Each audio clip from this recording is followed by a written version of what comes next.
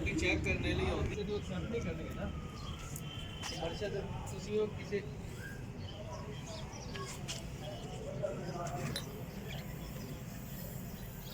ਜੀ ਜੀ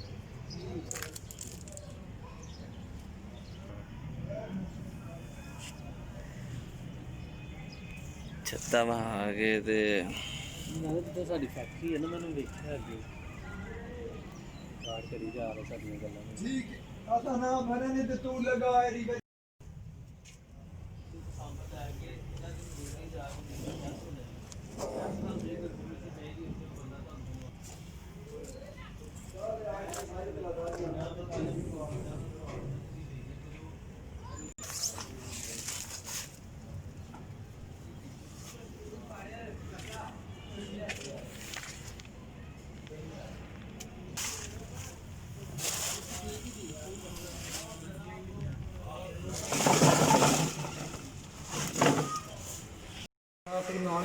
ਇਹ ਨਾ ਉਹਦੇ ਉੱਤੇ ਰੱਖਣਾ, ਇਹ ਤੋੜਿਆਂ ਦੇ ਉੱਤੇ ਰੱਖ ਦਿਓ, ਤੋੜਿਆਂ ਦੇ ਉੱਤੇ ਰੱਖ ਦਿਓ।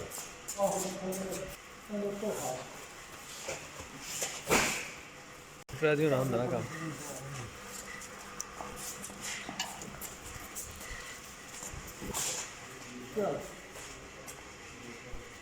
ਐਡਾ ਵੀ ਕੀਮਤੀ ਕੋਈ ਨਹੀਂ ਹੈ ਹੁਣ ਸਾਡੇ ਵਾਸਤੇ। ਅੱਗੇ ਪਤਾ ਨਹੀਂ ਕਿੰਨਾ ਹੀ ਸਮਾਨ ਗਿਆ ਕ੍ਰਸ਼ ਹੋ ਗਿਆ। बड़ा माल इतना